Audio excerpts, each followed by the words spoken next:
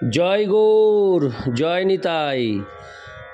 আজ 23শে ভাদ্র 1431 ও 9ই সেপ্টেম্বর 2025 মঙ্গলবার। আজ আমি চৈতন্য চরিতামৃত পাঠ করছি। চৈতন্য চরিতামৃতের মধ্যলীলা প্রথম খণ্ড নবম পরিচ্ছেদ। শ্রী চৈতন্য মহাপ্রভুর দক্ষিণ ভারতের তীর্থ পর্যটনের শ্লোক 1 থেকে 8।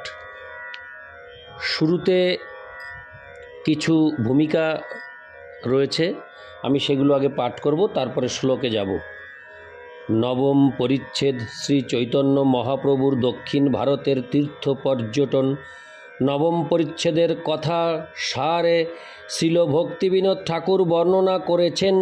এই পরিচ্ছেদে বিদ্যানগর থেকে শ্রী চৈতন্য মহাপ্রভু গৌতমী, গঙ্গা, মল্লিকার্জুন, অহোবল, নৃসিংহ, সিদ্ধবট, স্কন্দক্ষেত্র, ত্রিমঠ, বৃদ্ধকাশী, বৌদ্ধস্থান, ত্রিপতি, ত্রিমল্ল, পানা, নৃসিংহ, শিব কাঞ্চি, বিষ্ণু কাঞ্চি, ত্রিকালহস্তি, বৃদ্ধকোল, শিয়ালী, ভৈরবী, কাবেরী তীর, কুম্ভকর্ণ, কপাল।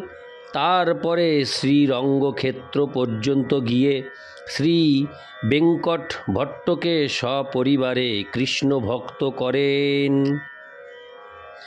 শ্রীরঙ্গম থেকে ঋষভ পর্বতে গিয়ে পরমানন্দ পুরী গোসাঙ্গীর সঙ্গে সাক্ষাৎ করেন।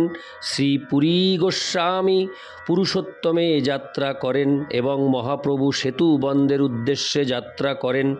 শ্রী শৈল পর্বতে ব্রাহ্মণী রূপে বিরাজমান শিব দুর্গার সঙ্গে আলাপন করেন। সেখান থেকে কাম ও কোষ্ঠীপুরী ছাড়িয়ে দক্ষিণে মথুরায় পৌঁছান। সেখানে রামভক্ত বিরক্ত ব্রাহ্মণের সঙ্গে তার কথোপকথন হয়। পরে কৃতমালায় স্নান করে মহেন্দ্র শৈলে পরশুরাম দর্শন করেন। সেখান থেকে মহাপ্রভু সেতুবন্ধে গিয়ে ধনুস্তীর্থে স্নান ও শ্রী রামেশ্বর দর্শন করে কুর্ম পুরাণের মায়া সীতা সম্বন্ধীয় পুরাতন পুঁথি সংগ্রহ করে পূর্বোক্ত রামদাস বিপ্রকে এনে দেন।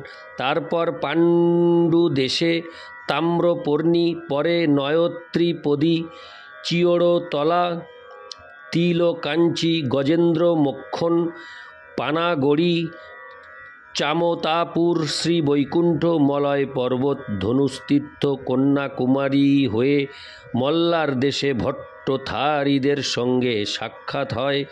তাদের হাত থেকে কালা কৃষ্ণ দাসকে উদ্ধার করেন। পরে পয়স্বিনী তীরে ব্রহ্মসংগীতা পঞ্চম অধ্যায় সংগ্রহ করেন। সেখান থেকে পয়স্বিনী শৃঙ্গবের পুরীমঠ, মৎস্যতীর্থ হয়ে উড়ুপি গ্রামে মধ্বাচার্যের গোপাল দর্শন করেন। তত্ত্ববাদীদের বিচারে পরাস্ত করে ফল্গু তীর্থ, ত্রিতকূপ, পঞ্চাপসরা, সুরপারক, কোলাপুর হয়ে পাণ্ডেরপুরে শ্রীরঙ্গপুরীর কাছে শঙ্করারণ্যের সিদ্ধিপ্রাপ্তির সংবাদ পান। কৃষ্ণ বেন্না তীরে বৈষ্ণব ব্রাহ্মণদের সমাজে শ্রী বিল্বমঙ্গল রচিত কৃষ্ণ কর্ণামৃত গ্রন্থ সংগ্রহ করেন। সেখান থেকে তাপ্তি, মাহিষ্যতিপুর, নর্মদা তীর, ঋষ্যমুখ পর্বত হয়ে দণ্ডকারণ্যে সপ্ততাল উদ্ধার করেন। সেখান থেকে পম্পা সরোবর, পঞ্চবটী, নাসিক, ব্রহ্মগিরি, গোদাবরীর জন্মস্থান, কুশাবর্ত প্রভৃতি বহু তীর্থ দর্শন করে বিদ্যানগরে উপস্থিত হন। বিদ্যানগর থেকে পূর্বপথ দিয়ে আলালনাথ দর্শন করে শ্রীক্ষেত্রে উপস্থিত হন। শ্লোক 1। নানামত গ্রাহ গ্রস্তান দক্ষিণাত্তজ্জনদীপান কৃপারীনা বিমুচ্চৈতান গৌরচক্রে সবৈষ্ণবান। অনুবাদ। বৌদ্ধ, জৈন, মায়াবাদ আদি বহুবিধ মত রূপ কুমিরের দ্বারা আক্রান্ত গজেন্দ্র রূপ দাক্ষিণাত্যবাসীদের তার কৃপাচক্র দ্বারা উদ্ধার করে শ্রী গৌরচন্দ্র তাদের বৈষ্ণবে পরিণত করেছিলেন। তাৎপর্য, এখানে ভক্তি বিরোধী দার্শনিক মতবাদের দ্বারা আক্রান্ত দাক্ষিণাত্যবাসীদের উদ্ধার করার সঙ্গে কুমিরের দ্বারা আক্রান্ত গজেন্দ্রকে উদ্ধারের তুলনা করা হয়েছে।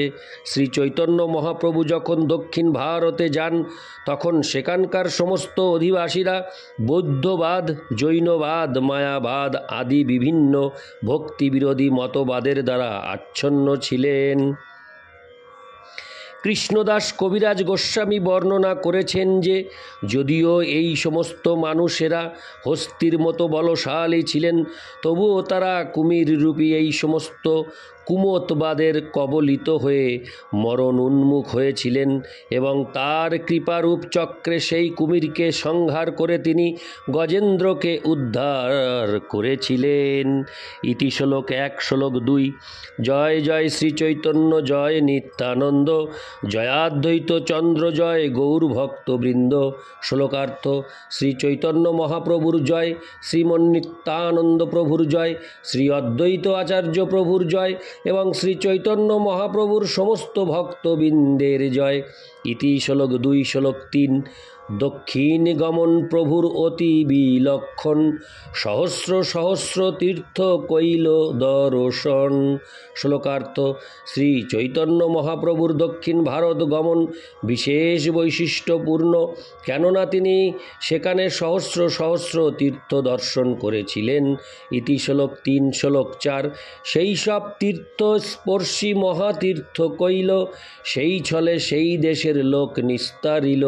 শ্লোকার্থ: তার পাদ স্পর্শের দ্বারা তিনি সেই সমস্ত তীর্থকে মহাতীর্থে পরিণত করেছিলেন, সেই ছলে তিনি সেই দেশের সমস্ত মানুষদেরও উদ্ধার করেছিলেন।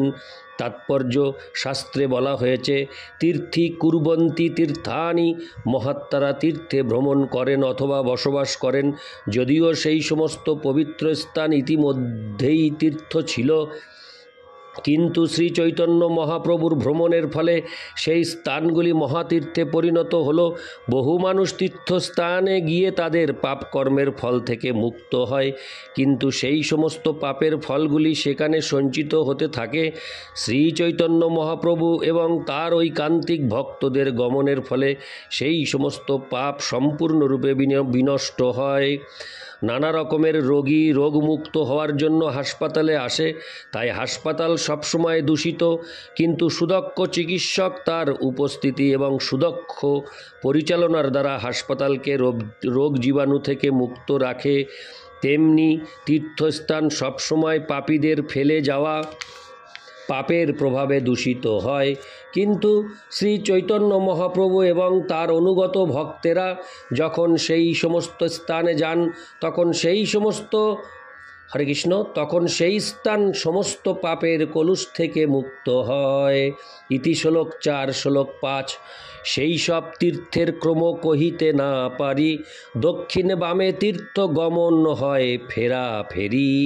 শ্লোকার্থ: ক্রম অনুসারে সেই সমস্ত তীর্থের বর্ণনা আমি করতে পারবো না, কারণ এক তীর্থ থেকে আর এক তীর্থে যাওয়ার পথে মহাপ্রভু দক্ষিণে এবং বামে অন্যান্য বহু তীর্থে গমনাগমন করেছিলেন। ইতি শ্লোক 5 শ্লোক 6। অতএব নামমাত্র করিয়ে গণন, কহিতে না পারি তার যথা অনুক্রম। শ্লোকার্থ: ক্রম অনুসারে সেই সমস্ত তীর্থের বর্ণনা করা সম্ভব নয়, তাই আমি কেবল মুখ্য মুখ্য তীর্থগুলির নাম উল্লেখ করছি। ইতি শ্লোক 6 শ্লোক 7 ও 8। পূর্ববৎ পথে যাইতে যে পায় দর্শন, যেই গ্রামে যায় সে গ্রামের যতজন, সবেই বৈষ্ণব হয় কহে কৃষ্ণ হরি, অন্য গ্রাম নিস্তারয় সেই বৈষ্ণব করি। শ্লোকার্থ। পূর্বের মতো যে সমস্ত গ্রামে শ্রী চৈতন্য মহাপ্রভু গিয়েছিলেন সেই সমস্ত গ্রামের সমস্ত অধিবাসীরা বৈষ্ণব হয়ে নিরন্তর হরিনাম এবং কৃষ্ণনাম কীর্তন করতে শুরু করেছিলেন। এইভাবে তারা সকলে বৈষ্ণব হয়েছিলেন এবং তারা আবার অন্যান্য গ্রামে গিয়ে সেই সমস্ত গ্রামের অধিবাসীদের বৈষ্ণবে পরিণত করেছিলেন। তাৎপর্য: হরে কৃষ্ণ মহামন্ত্রের এমনই মহিমা যে আজও আমাদের হরে কৃষ্ণ প্রচারকেরা যখন পৃথিবীর বিভিন্ন প্রান্তে ভগবানের নাম প্রচার করতে যায় তখন সেখানকার লোকেরা হরে কৃষ্ণ মহামন্ত্র কীর্তন করতে শুরু করেন। শ্রী চৈতন্য মহাপ্রভু হচ্ছেন পরমেশ্বর ভগবান স্বয়ং। তার শক্তির সঙ্গে কারোরই ক্ষমতার তুলনা করা চলে না। কিন্তু যেহেতু আমরা তার পদাঙ্ক অনুসরণ করছি এবং হরে কৃষ্ণ মহামন্ত্র কীর্তন করছি, তাই তার প্রভাব শ্রী চৈতন্য মহাপ্রভুর প্রচারের প্রভাবের মতো।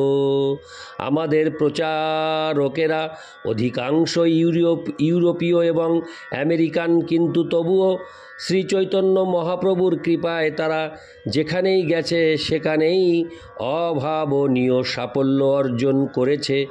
আজ পর্যন্ত সর্বত্র অগণিত মানুষ হরে কৃষ্ণ কৃষ্ণ কৃষ্ণ হরে হরে, হরে রাম রাম রাম হরে হরে এই মহামন্ত্র কীর্তন করছে। ইতি শ্লোক 7 ও 8। নারায়ণ হে নারায়ণ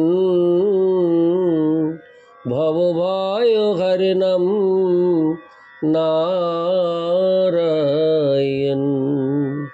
জয় গৌর, জয় নিতাই।